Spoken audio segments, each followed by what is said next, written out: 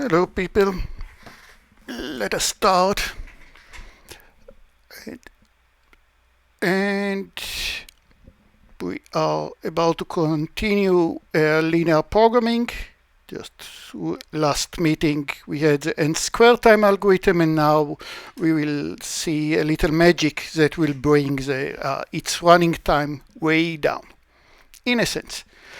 So how did the incremental algorithm looks like? We always just go over the definition really quickly. We are inserting the half planes age 1, age 2, ... age n, each one age for half planes. Li was a line that defines, that is a border of age I. Ci, what we don't compute explicitly but we know that exists, is a feasible region, or the point that satisfies all the constraints. Which constraints? The first, second, third, up to the ith one. We don't care about anything after the ith. Vi is the optimal vertex of Ci, optimal of course with respect to the cost function, whichever cost function that we have in mind. In the slides we'll use the down direction as the cost function. And the algorithm was inserting the planes one after the other, starting from C2 when only two planes are inside, and then insert age 3, insert age 4, insert age 5, and so on, where the theorem that also became an algorithm told us that if we have the previous optimum solution, Vi minus 1, the best solution that we had for the first I minus 1 half planes, and it is not violated by the ith half planes, it's not violated, that is, it's in the same region of the age I, then I don't need to change it. Not broken, don't fix it. Vi is just Vi minus 1. The new optimum is exactly the old optimum.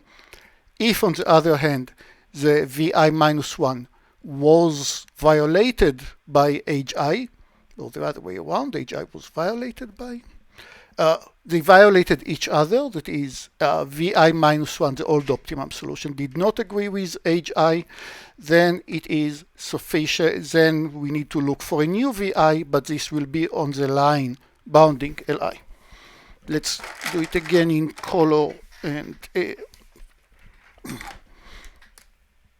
so that we can draw. Here are the first 6 half planes, age 6, age 3, age 2, whichever age 1.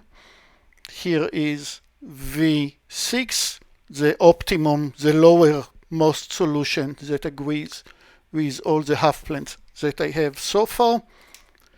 I'm inserting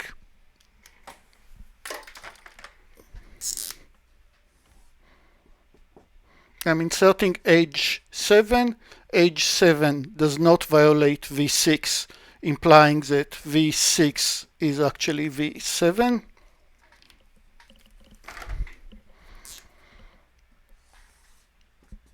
I'm inserting age 8. You got a bit blur out there. Other direction. I'm inserting age 8 over here. Age 8 does not agree with V6, telling us that I need to look for a new solution, but the new solution must lie on the line bounding age 8. That is, if I look at the line L8, the new solution must be on this line, and this will be the new optimum solution, V8. Everybody's happy with this discussion so far? Because everything that I'm going to say next is going to rely on this discussion very strongly. We used very strongly the theorem, and we'll use it a few more times, that says if the new half planes violate the previous optimum solution, then the new solution must be on the boundary of the new half planes. I need to search for it only in one-dimensional problem instead of two-dimensional. Let's continue. So, that was just the proof that says if the new solution must be on the line that bounds age 8, because if it was just floating somewhere in the middle of the on the middle of the half plane that is not on its boundary, I could have walked towards the previous solution, and along the way I would find a better point that is also inside the age I and also inside everybody else.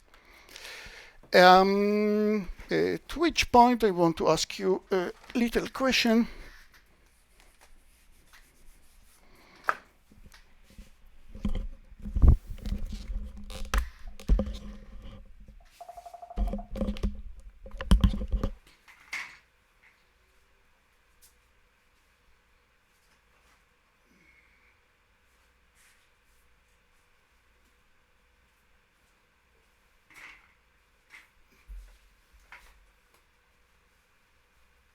We need this for the new solution. This is a ket.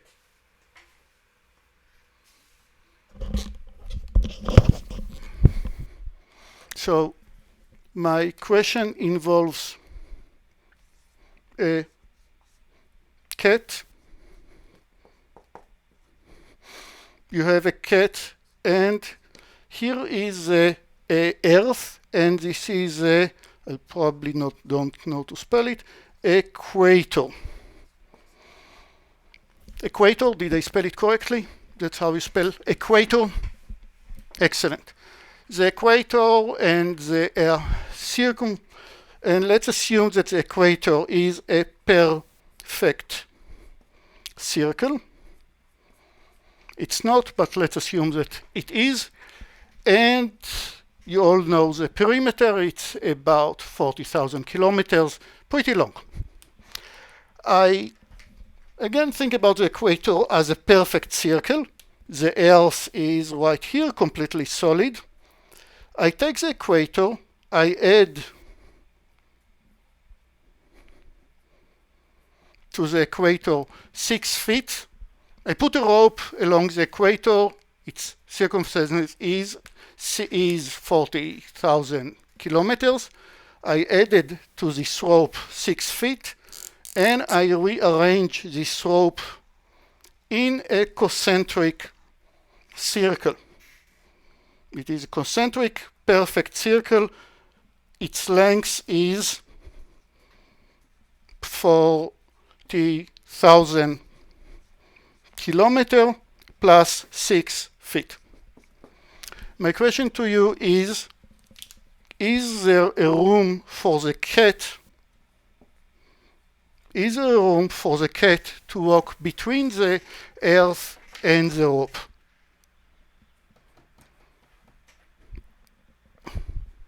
No, you don't use paper. Don't use don't use your any paper and pen. Don't use your calculator. Just tell me.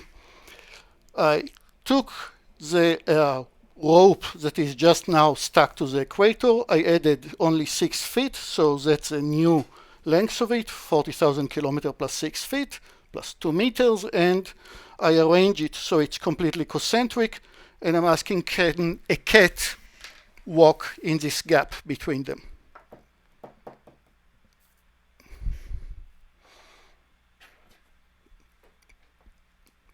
I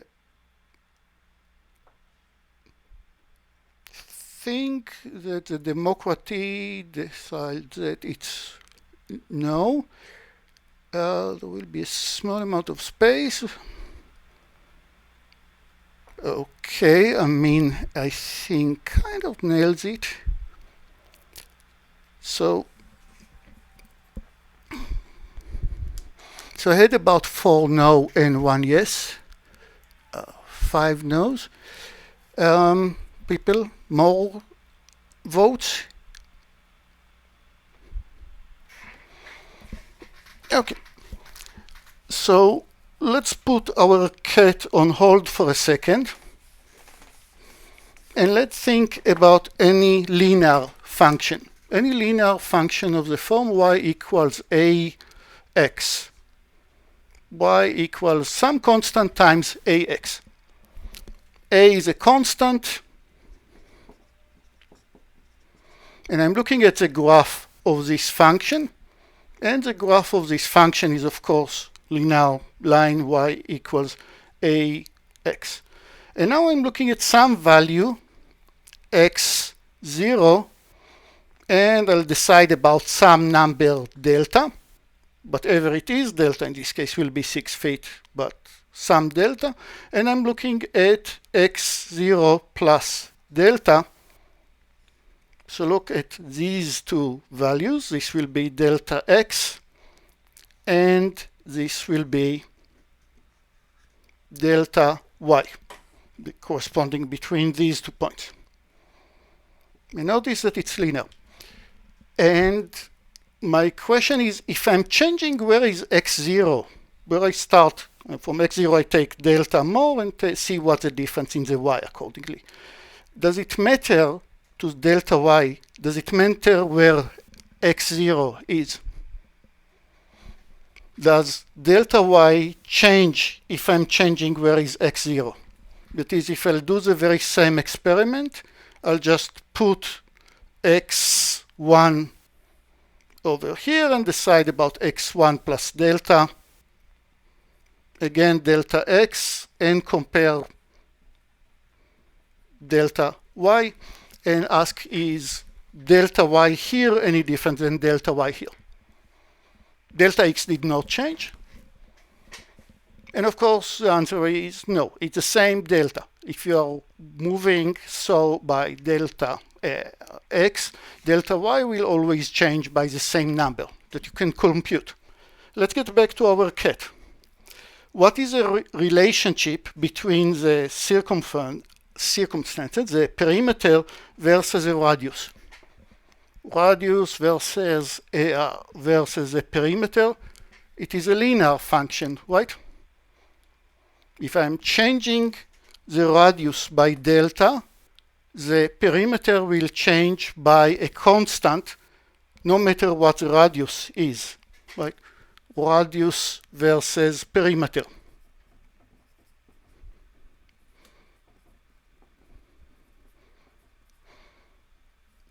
It's a linear function. No matter where do I take delta, if I look at delta x and look at the corresponding delta perimeter, delta y, x doesn't matter at all. Let's get back to the Earth. If I'll take, instead of the Earth, if I'll take a ping pong ball and add to its perimeter 6 feet and rearrange it, then between the ping pong ball and the new ring, there will be much room for a cat to walk. It's roughly, by the way, 6 feet divided by 2 pi. It's slightly less than 1 feet. Definitely enough room if I'm using a ping pong ball. Does the fact that the Earth is so big, does it make any difference? Absolutely not. It tells me where do I take, from which point do I compute the delta, but it's just to confuse you. It really doesn't matter if the Earth was very big or the Earth was very tiny. Still, when I'm adding the fixed delta to the radius, I'm getting the same fixed delta to the change of the circumradius, of the perimeter. Why is this? So the answer is, of course, yes, there is plenty of room for the cat to walk there. Why is this relevant for this theorem is because all our functions are linear. Our cost function is linear. That implies that if, when I'm going from vi toward vi minus 1, if I walked 1 inch and I got some improvement of my cost function, if I walk another inch, I'll get another improvement of my cost function, exactly the same delta improvement that I got before. I'll keep walking, my cost function will get better and better. I cannot reach any local minimum along the segments. That's one of the good advantages of using linear function. If one direction turns out to be good when you're just near vi, you're just near VI, and you figure out that here is the direction that if I walk toward, I'll improve something. If you'll keep on walking, your cost function will get better and better in the same way. Okay, that's why linear optimization is so much easier and so much more efficient than non-convex optimization. Actually, basically, linear programming is simpler than convex programming, that in turns much simpler and much more efficient than non-convex optimization. Okay, back to our algorithm. What did we say? Pick the first two half planes, H1, H2, compute their intersection, called it V2. And now for I goes from 1 to n, check if Vi minus 1 violates Hi. If it is inside Hi, do nothing, just call Vi minus 1, give it a new name. That's the current optimum solution, Vi, and it took exactly constant time to check.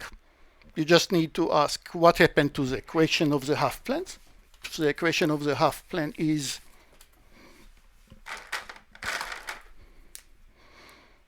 ax plus b is small or equal than y, if this is the equation of your half plane, and now you have a point x0, y0. All you need to do is to take x0 times a, add to it b, and ask is y0 smaller or larger? Does it satisfy or not?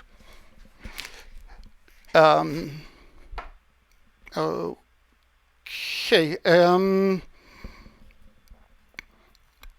Okay, I'll give you, just if you're in the same mood, I'll give you a much harder question. Look at an axle of train. If you ever noticed a train axle, what happened here? You have a wheel, my attempt to draw a wheel, another wheel over here, and they are connected by a rigid axle. If you open your car, as you know, there is a differential somewhere here, there is a differential over there that enables you, that enables the two wheels to turn in different velocity, which you need every time that your car turns, because when your car turns, the inner wheel needs to turn less than the outer wheel. It has more room to cover.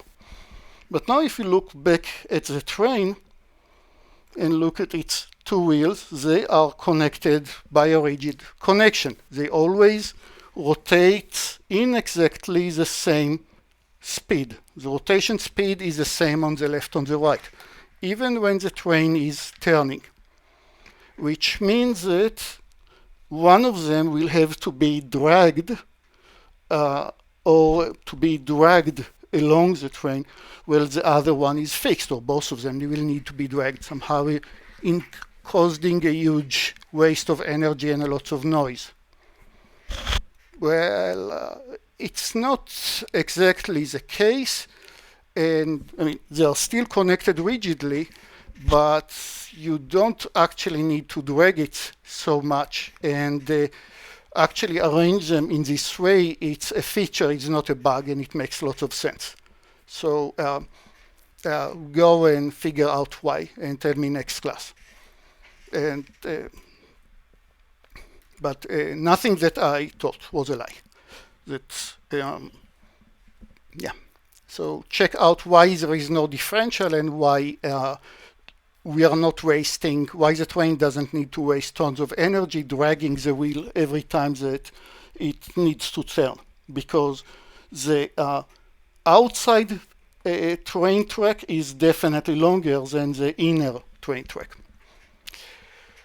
Okay, what did we do? Adding the half plane one after the other.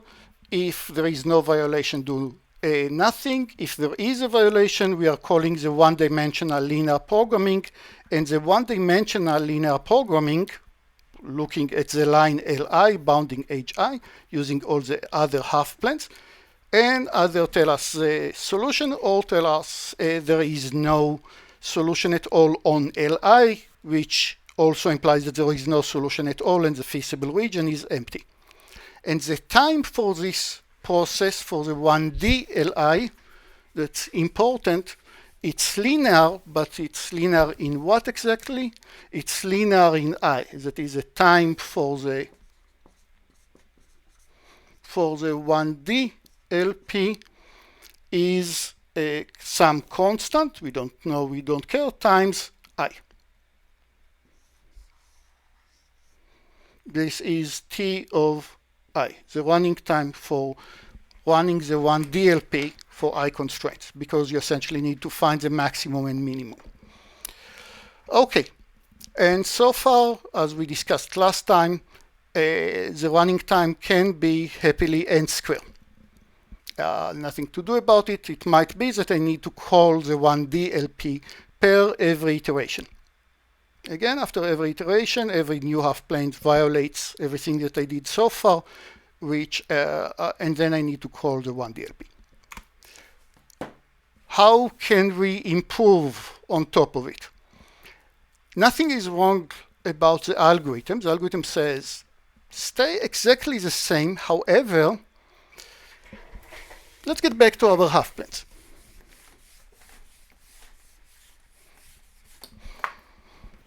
So remember what was the example that I showed you about why the running time can be quadratic. We said here is age 1, here is age 2, and now my half planes will be age 3, age 4, age 5, dot, dot, dot,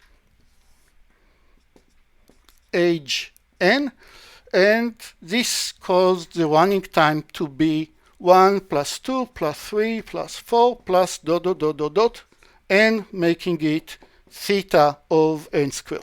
Everybody remember what is theta? Not more than n squared, not less than n squared. Constant times n squared. But let me ask you a question. I know what are all these half planes ahead of time. It's not an online problem. The data about what are all these half planes is all known for me ahead of time. Please tell me what will be the running time if this half plane will stay age 1, but this half plane will be age 2.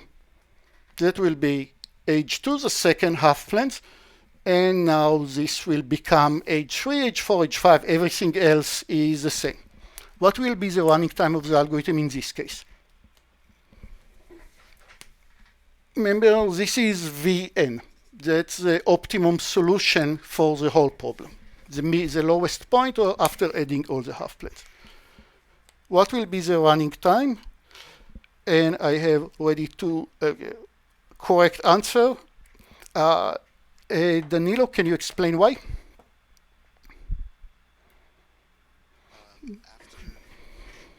H2, you're only going to use that constant time check for the rest of the half-planes. That's a global optimum. That's absolutely right. Meaning that when I'll add H3, it doesn't violate H2. I just spend a constant time. When I added H4, no violation at all. So it's a chicken and an egg. I mean, if I know what's the optimum solution, then I don't need to worry about the optimum solution. That's if I know what is the correct order. But it already shows you that the running time can change dramatically based on the order of insertion of the half planes. Some insertion is very costly. Some other order is very, very cheap. What are we doing in case that we don't know what is the correct order? Since we have a lot of beliefs, we are putting our luck on tossing a coin.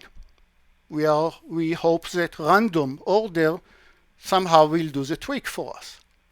If I'll just decide that I don't change the input, but I'm going to change the order at which I'm inserting the half planes. That's all I'm going to do. I'll pick an order. Which order? I'll let my random work for me, since I had so much success in skip list, in picking the level of participation of each key at random.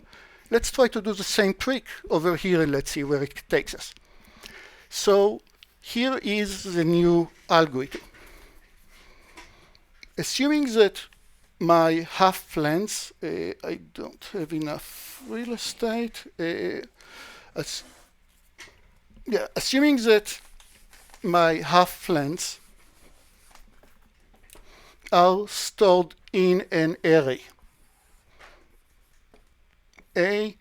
Here is age 1, here is age 2, age 3, all the way up to age n.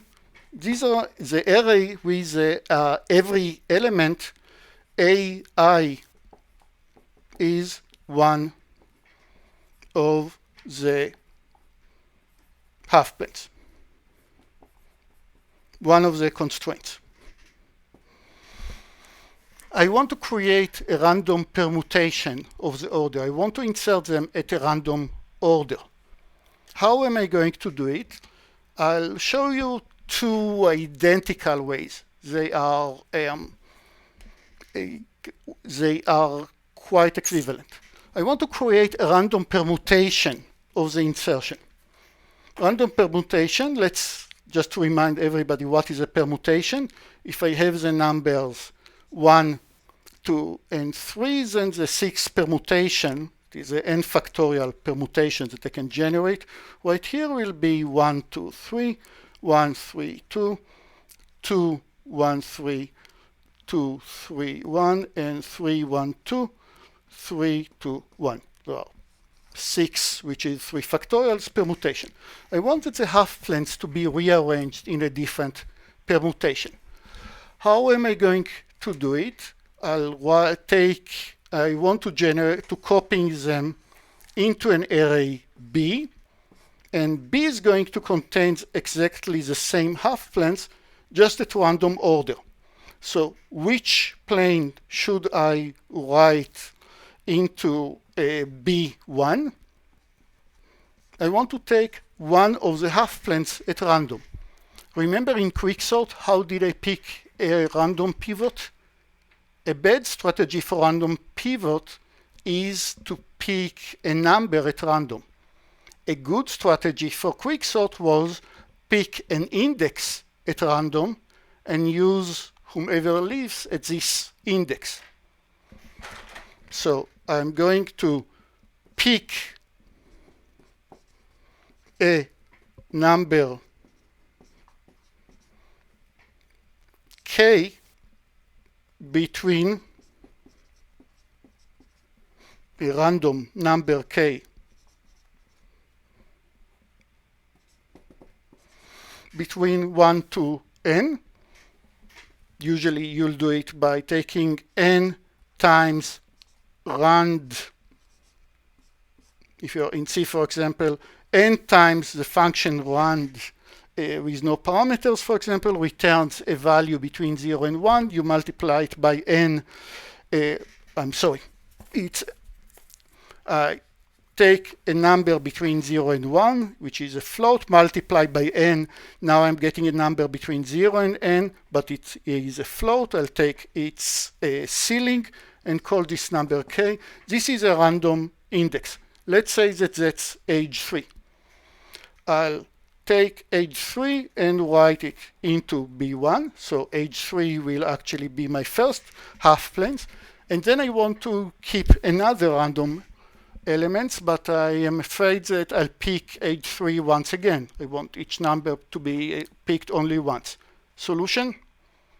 I want to pick now the second number, and I want to make sure that I don't pick age 3 once again. Of course, I can put a marker on age 3 that don't pick it again, but there is a more elegant trick. Anybody?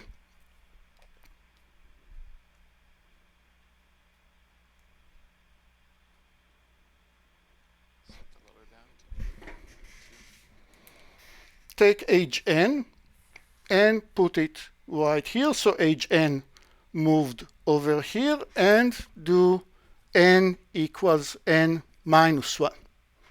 And repeat. So now you're only picking a number between 1 and n minus 1, each one of the numbers over here between 1 and n minus 1 has the same chance to be picked as the third one. Let's say that this will be age 1. Move it over here, pick what used to be age n minus 1, move it to the very beginning where you took it, and you keep on going. Here is a better way to arrange everything. How do I insert the half planes into my algorithm, assuming that all my half planes are stored in an array A between 1 and n? Age 1 and age 2 I don't care about. For I goes from 1 to 3.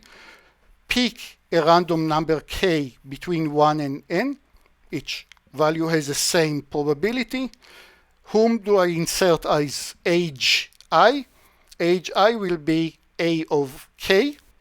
Again, each one of the numbers has each one of the half planes has the same chance to be picked as ak. That would be age 3, I equals 3. I swap ak and an, and n equals n minus 1. That is, my next number will always be picked between elements over here that I didn't picked already. So in this way, I never double picked somebody, and this whole process of generating a random permutation takes linear time. It's not an extremely crucial point, but it's simple enough that everybody should understand, and it's a very cute trick. But don't want to leave holes in the array. If I used one of the half planes, I don't want to leave a hole over here, so I take the last element, put it instead of the hole to fill the hole, and now I'm just looking for a number from 1 all the way to n minus 1 instead of from 1 to n. And I'll pick this one and insert this one, and so on. So if I have 3 half planes, then each one of the 3 factorial 6 permutation is equally likely. But the first number might be 1 or 2 or 3, and the chance of it is exactly third to be either one of the 3. Even if you didn't get the code, everybody understands the idea of random permutation? Take all my input, scramble it, it's the same input, it's the same half planes, but the order of them could be anything. Each one of the n factorial permutations is equally likely. Each one of the half planes has exactly the same chance to be the first one to be inserted, or the last one to be inserted. People, stop me if it's not clear.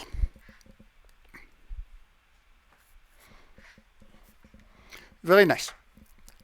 Excellent. So theorem, the expected running time of the randomized incremental algorithm, that is, and let's understand what is the word expected here.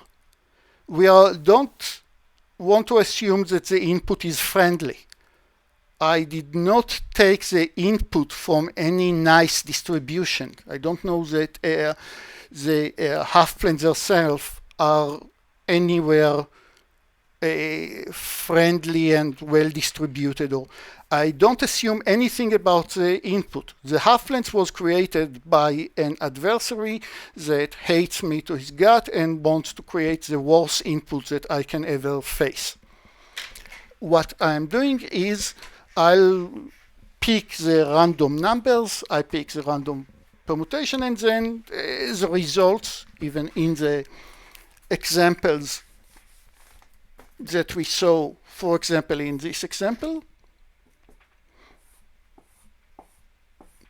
the example that you just saw over here, you saw that the running time for this example might be linear if I inserted these 2 half planes as the first one, or it might be quadratic, and very soon we'll go to 3 dimension, which will give us even worse running time.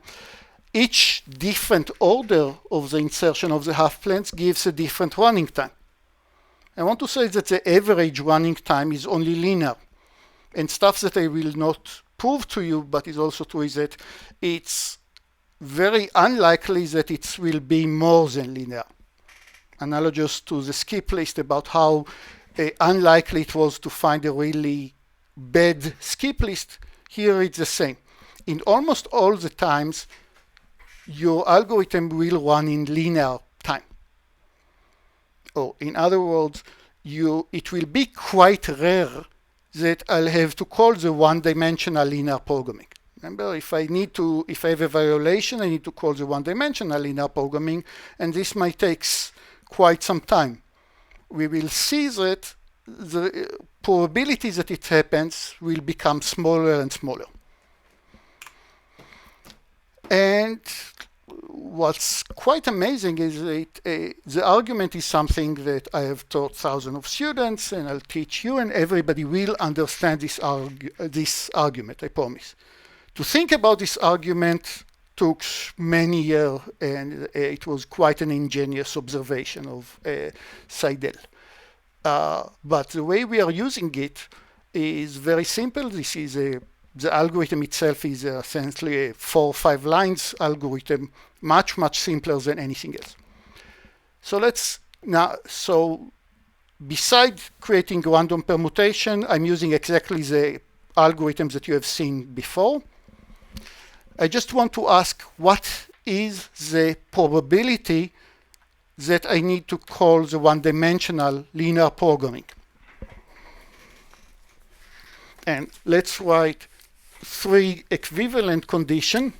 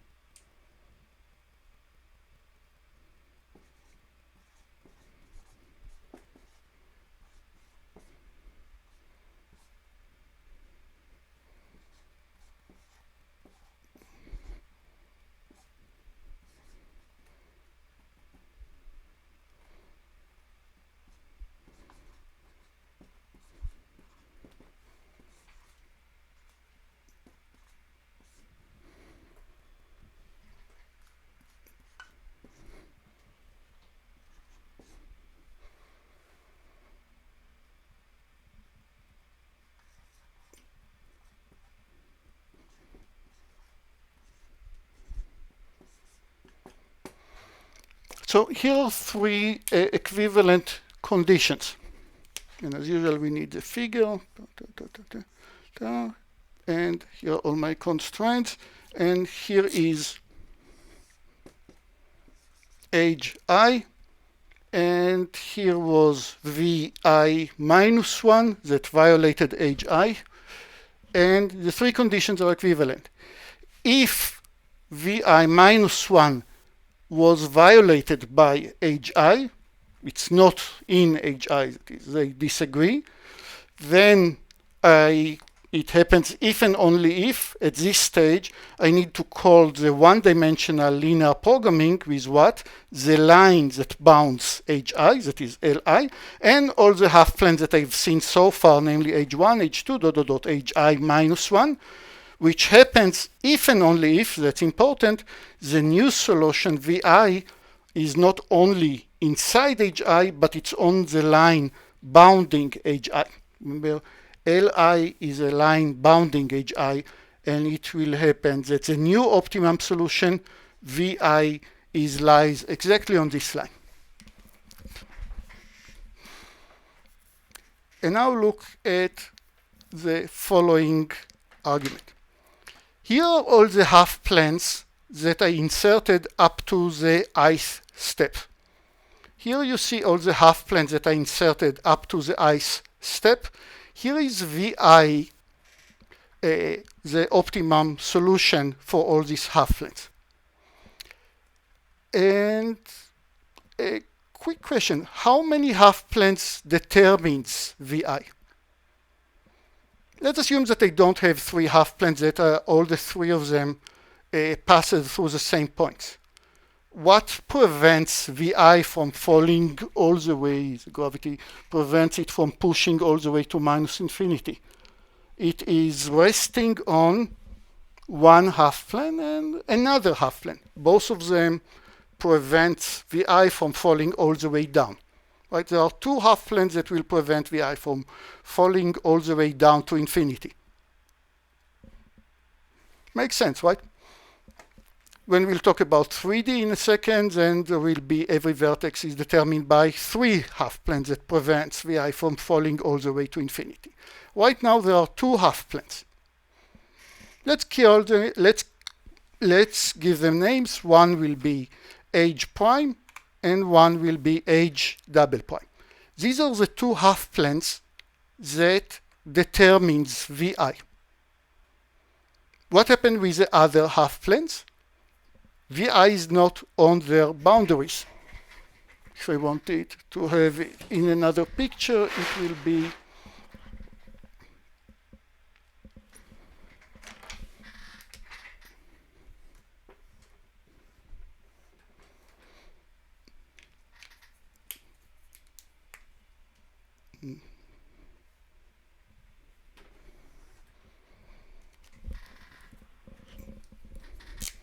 if this is my VI, is this clear enough? Yes.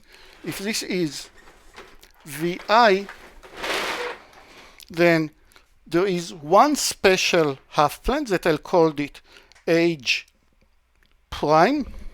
In this drawing, it's H double prime, and one other special half plane that I'll call H double prime. And what happens over here is H5. Well, H5 over here, it agrees with VI, but VI is not on its boundary. It's not on the line that bounds this half plane. It's on the correct side of the line that bounds H5, but it's not on the boundary of H5. There are only two special half planes, that really affects the optimum solution that determines VI. So, know that if VI minus 1 violates HI, then, as we said over here on the other whiteboard, VI must lie on the boundary of Li. Lies on Li itself. That is, the new optimum solution lies on the line bounding HI. What is the probability? I need a number here. I need to play a bit with probability, and it's fine. You'll all understand it if you did not take probability course. What is the chances that at the ith step, VI minus 1 violates HI, meaning that I need to call the one-dimensional linear programming, and in this case, VI minus 1 is also different than VI. What is the chances that it happens? Well, if I look at all, let's say that I define all the half planes, I just don't know at which order I insert them. If H double prime is HI, then I need to call in the last step the linear programming, and in this case in the one DLP, and in this case VI will be on the boundary of these half planes of H double prime. The same goes if HI is this guy. What happened if HI is actually the half plane that bounds right here? In my figure, if H5 is the last half plane that I insert, because remember I changed the numbers. Don't be impressed by me calling it H5. I just insert them in some random permutation. This half plane, calling it H5, let's give it a color, it will be easier. This red half plane, what is the chance that the red half planes is the one that determines VI? There is altogether I half planes.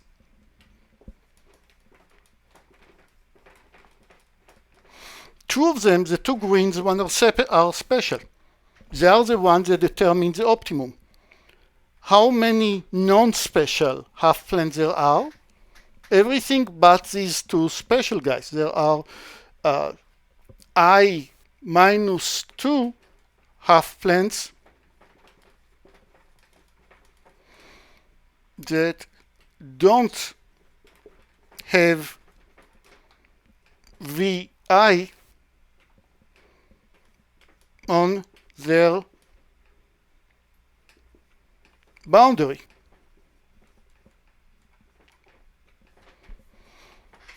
Vi is very special. It doesn't care about the order that I inserted the half-planes. It just cared about who are the two half-planes that determines hi. The order is completely random. I can insert this half-plane as a first, or this half-plane as a second, or this half-plane as a third, and so on. What is the chances that this green half-plane was the last one that I inserted? Exactly 1 over I, because this half-plane could be the first, or the second, or the third, and so on. It has the same chance to be inserted as the first, or the second, or the last one. What's the chance that this half-plane was the last one to be inserted? Also 1 over I. What's the chance that neither this one nor this one was not the ith half-plane that I picked to insert? It is I minus 2. It's much larger in chance that what you're inserting is not the last half-plane, that not one of the two special half-planes. Let me try to visualize it in one more way.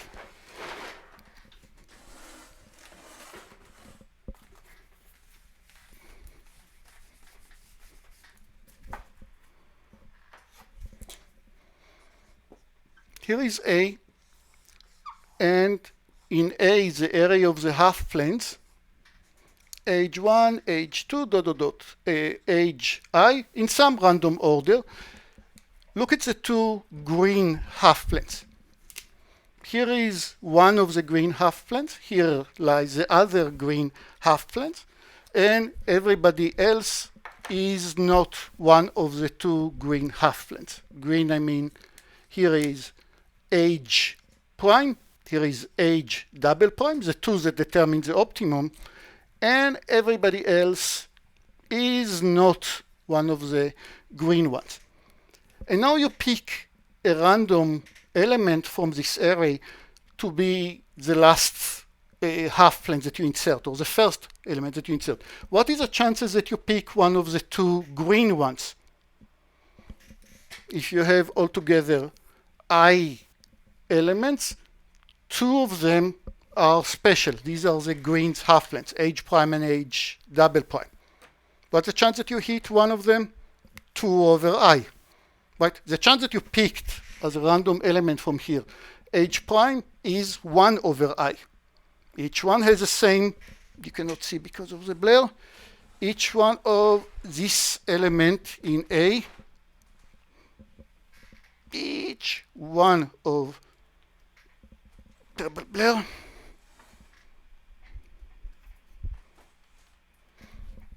each one of the elements here has the same chance to be picked. 2 of them are special. 2 of them are the ones that determines Vi. What's the chance that I'll pick this one to be the last element, the last half-length to be inserted, if each one has the same chance to be picked? 1 over I. What's the chance that I'll pick h double prime as the last one to be inserted? The last element to be inserted might be this, or this, or this, or this, or this, or this. Each one of them has exactly the same chance to be the last one to be inserted. What's the chances that I stamped upon a green half-planes? Exactly 1 over I. What's the chance that I stamped on the other green half-planes? Exactly 1 over I. What's the chance that I picked somebody that is out of my I half-planes? The last element that I picked is neither h prime nor h double prime. I have altogether I half-planes. 2 of them are bad, the green ones. Everybody else, the I minus 2, are good ones. The chance that I'm inserting an element that is good is I minus 2 over I. which is quite close to 1. So I have a very high chance that whomever I picked will be that I don't need to do any work. So how much work on average do I do at the ith step of the algorithm? How much work do I do at the ith step of the algorithm? Well, with probability of I minus 2 over I, you're just spending constant amount. You just check that Vi minus 1 is Vi and you don't need to do anything. So it's 1 times this number. What is the chance that you need to call the one-dimensional linear programming? You need to call the one-dimensional linear programming only if you picked one of the 2 green half planes. So the probability that you need to do it is 2 divided by I. How much work do you need to spend if you call the one DLP? How much work do you need to spend? C times I, it's linear in I. So the average work that you are doing at the ith step is I times 2 over I. That's pretty cool. I times 2 over I is 1, is 2, sorry. So I'm spending actually 1 plus 2 times C. Why did I write C? Plus 2 times C.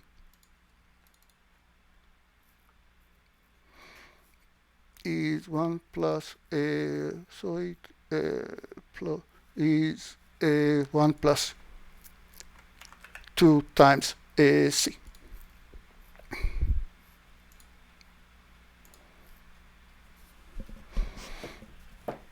Okay, so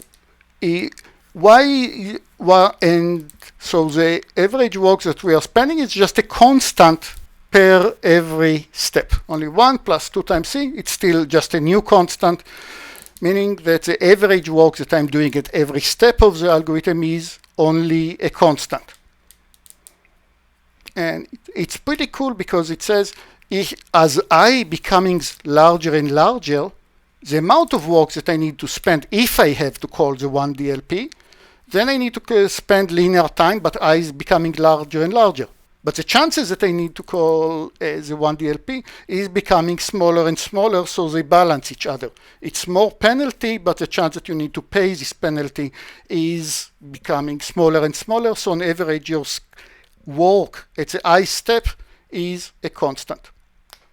Let's see something like this in another example, because it's a bit hard to get used to.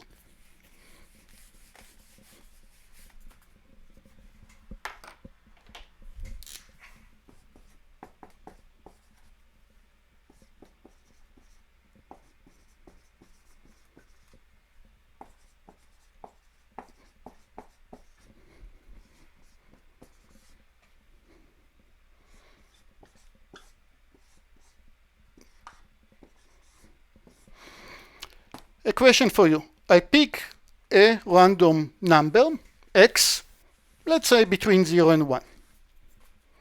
X is a random number between 0 and 1, a float number. And then I pick another random number, float between 0 and 1. What is the probability that x is larger than 1?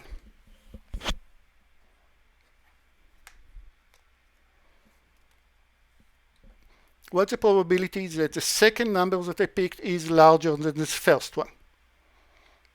And if you don't know the backward analysis trick, then you'll say, I'll pick x, and now I have some business with conditional probability, because depending on where is x, it defends what the equation that y is, and that looks quite hairy. So let's answer it, but somebody, before I give you the answer, what's the chance that x is larger than 1? Is larger than y?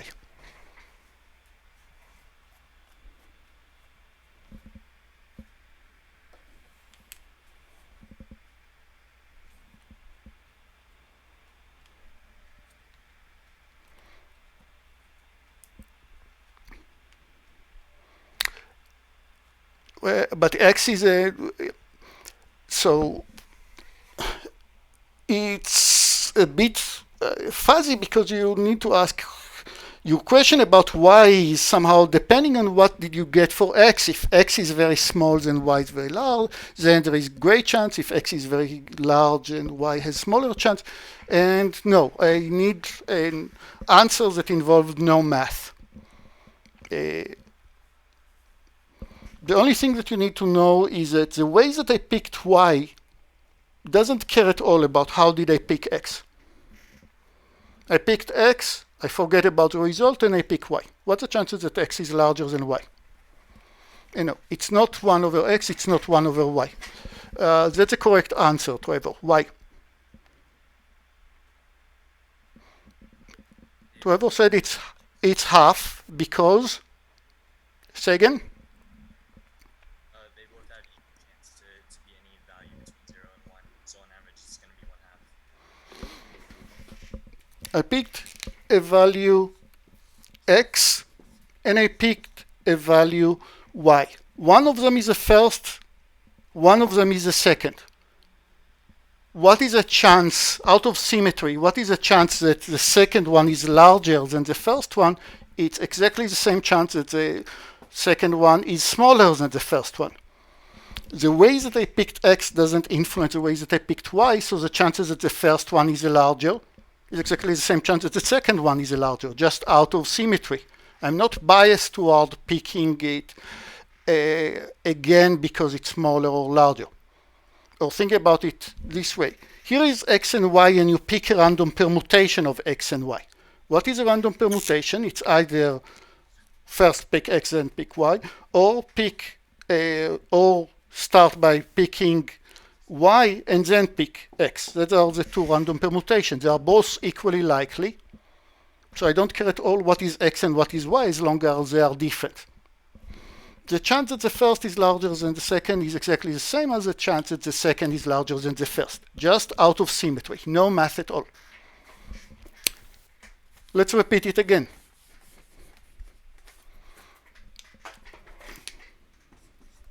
Pick 3 random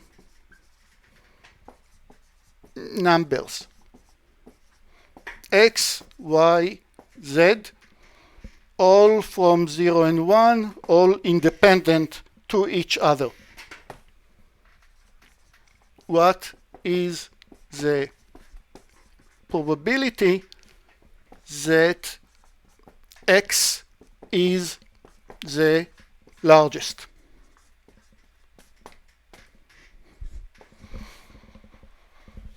I picked x, y, and z. What is the probability that x, the first number that I picked, is larger than both y and is larger than z? Once again, say y. No, it is 1 over third. And the reason, Trevor?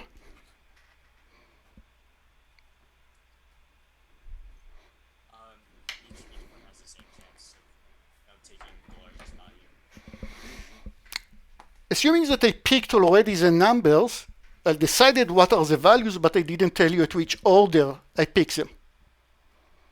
I didn't tell you at which order I picked them, but let's say I assigned some values. There are 3 values. One of them is special, say, because it's the largest one. One of them is 0.7, the other one are 0.3 and 0.2. Say, one of them is special because it's the largest one. But now I pick a random order of these 3 numbers. What's the chances that I start by picking the largest one? It's exactly the same chance that I picked the middle one to be the first, or I pick the smallest one to be the first. Each order has the same probability, then the special one, special here is the largest one, has the same chance to be the first or the second or the third. I'm not biased when I pick the order toward making the largest one the first, nor the largest one to be the second. I'm completely oblivious. When I pick the order, I don't care one bit who is the largest, who is the order. But since there is the largest one, there is a special one, the chances that it is the last one or the chance that it is the first one, is the same chance that it is here, or the same chance that it is here. Think about it as 3 balls, green ball, and purple ball as a special. Special maybe is the largest one. Take a random permutation or pick an element at random. What's the chance that you hit the special one? Exactly 1/3, just out of symmetry. Last example from this series. I pick random numbers, same way as before, x1, x2, xi. What is the probability that xi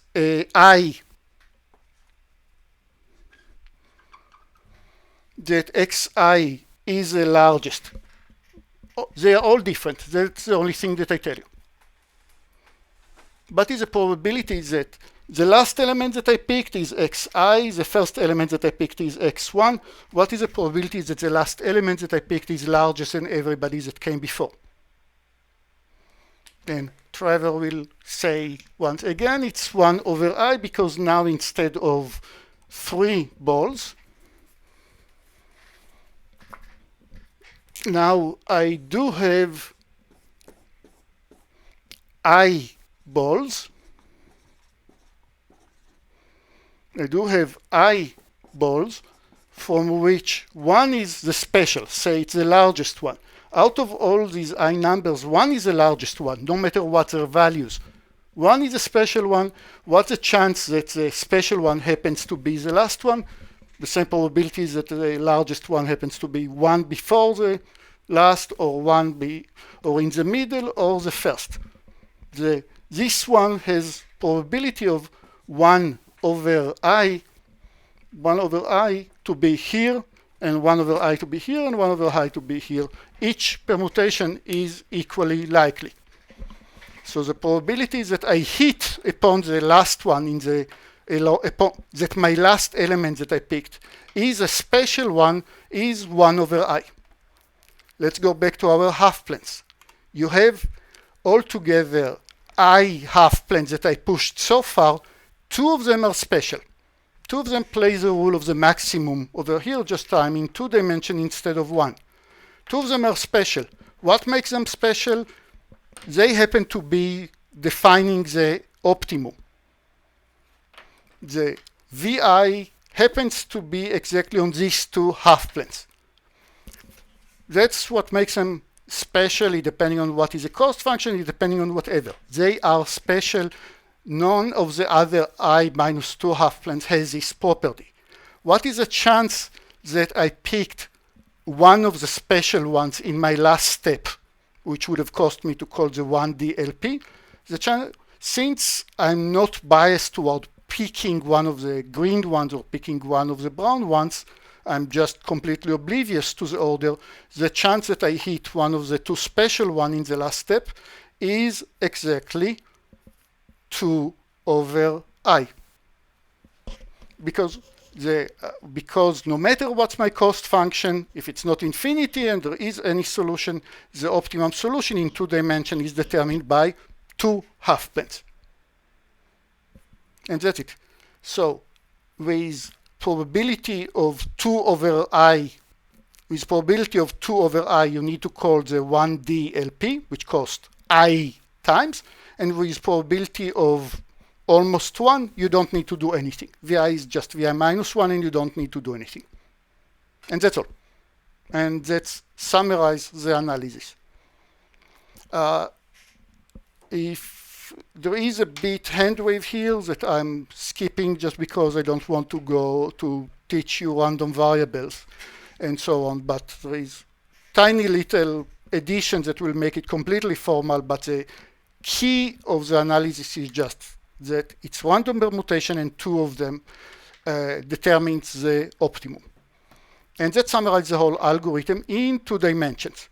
And it runs in expected linear time. Worst case, similar to quicksort. Worst case can be n squared. average case or expected case is linear. Once again, as I goes larger and larger, the time for the 1D LP is C times I, linear in I, but the chances, it's becoming larger when I becomes larger, but the chance that I need to do it becomes smaller and smaller. It's just 2 over I. And that's it.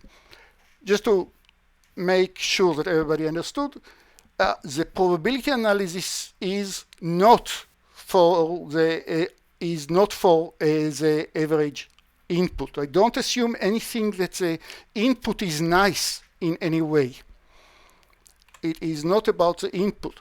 The probability analysis is valid for all inputs, and the only random things that I have here are the random variables that I picked, what the random variable generators that I use picked, which, by the way, just use hash functions again and again that we already discovered. So it's very high probability. Let's talk about the half plane, about solving linear programming in 3 dimensions. What happens in 3 dimensions? I can write a half plane as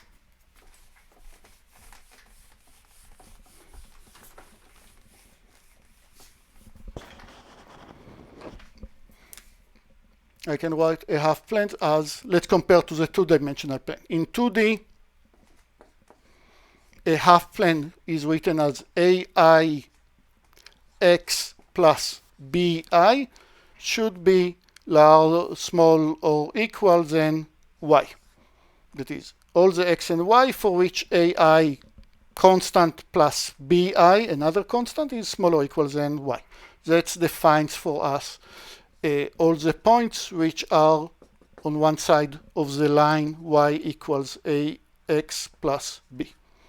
Completely analogously, in 3D, most half spaces can be written as, in 3D, let's do it in 2 steps. A plane in 3D, I can write it as ax plus by plus c equals z, because I'm living in the xyz.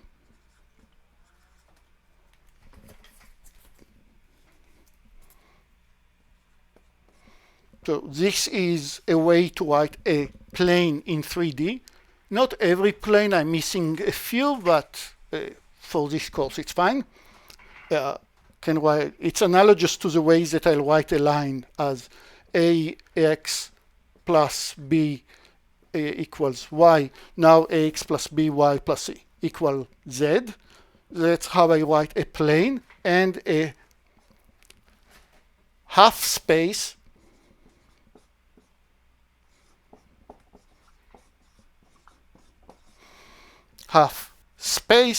I'm living in 3-dimensional space, so a half space are all the xyz such that ax plus by plus c is small or equal than z.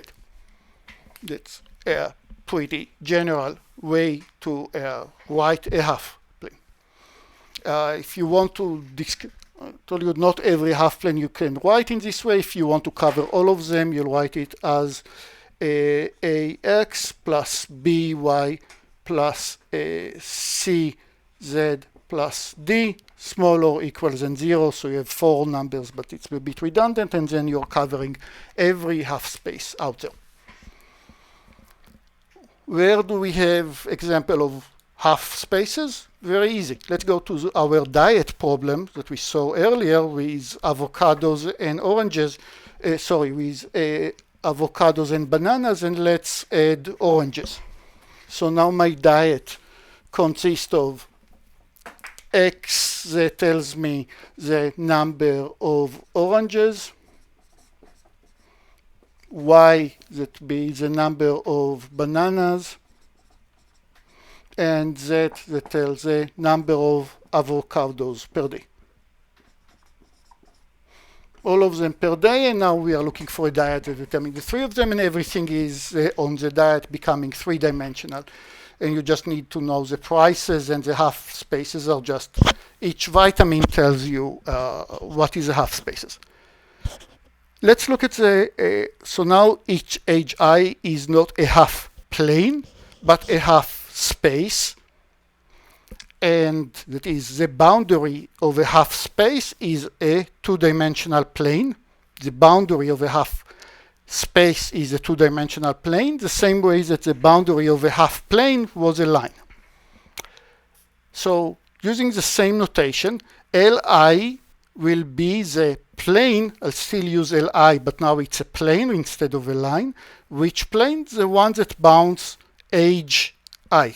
Hi for half spaces. Luckily, half is still H. So how do I solve the linear programming in 3 dimensions? I'll pick 3 of them, and I'll compute V3. I'll pick 3 just to start my algorithm, and I'll compute their intersection. Remember, intersection of 2 half planes. If I think about intersection of, here is one plane, another plane. This line in the middle is a common, is the intersection of 2 planes, and now I'm coming with a third plane, and the intersection of the 3 planes defines a point. How did this happen?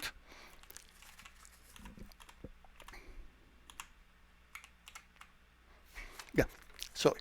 So now I compute V3, the intersection of the 3 half planes, and I start to insert the other constraints, H4, H5, all the way to Hn.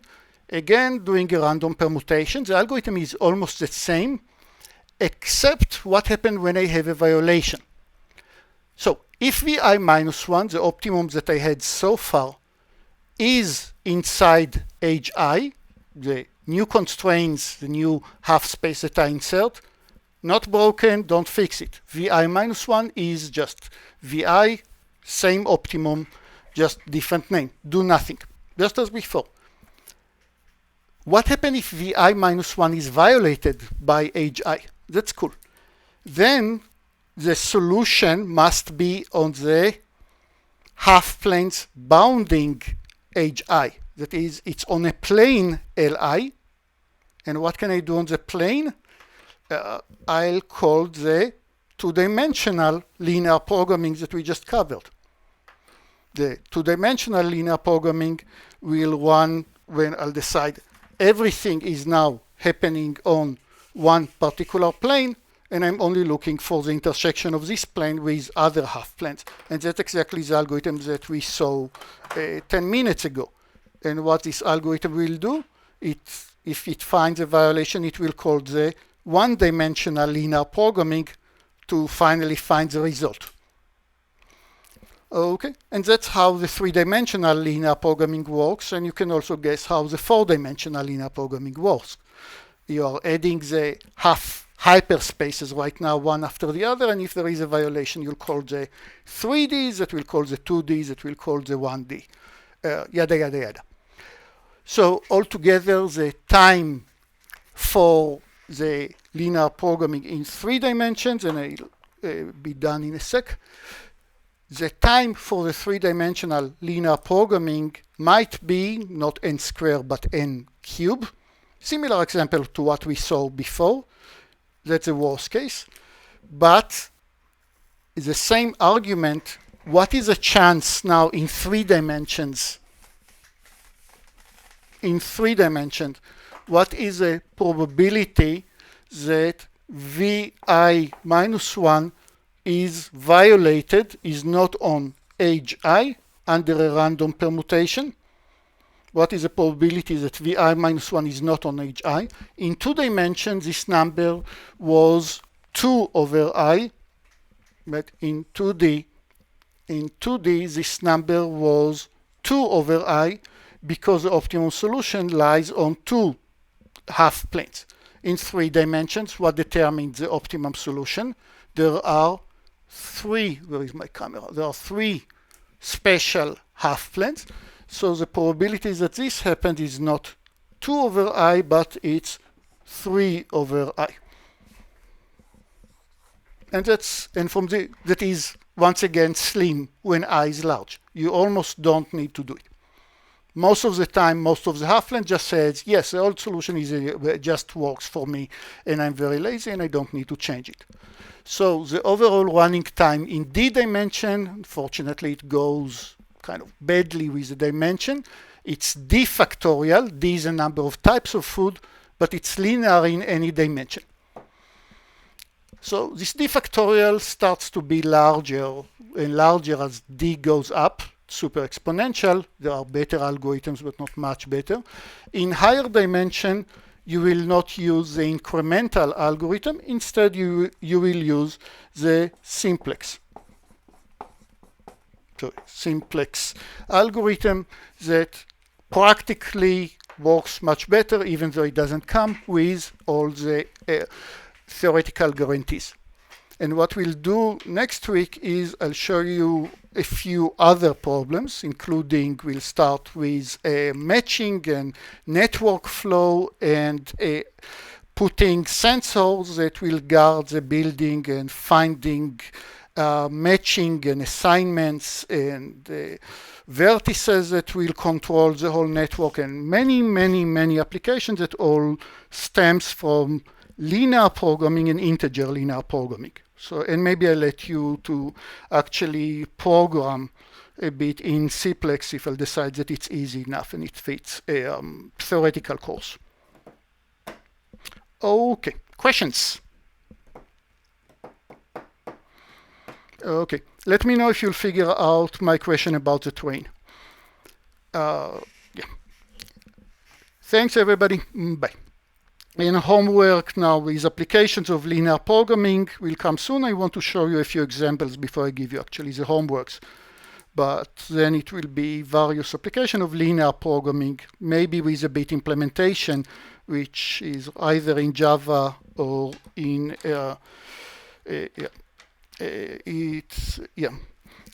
but very, very few codes of lines just to see that you can actually use it in real life. But perfect. Thanks, everybody.